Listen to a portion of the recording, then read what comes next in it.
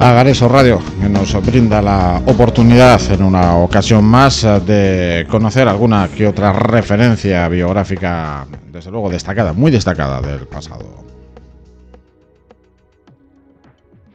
Brillante, casi exclusiva oportunidad de podernos centrar en San Vicente de Paul, uno de los hombres de absoluta referencia, no en la era contemporánea, pero sí en eras anteriores. A nivel secular tenemos algunas que otras biografías que iremos repasando a lo largo de la historia de este tiempo de radio.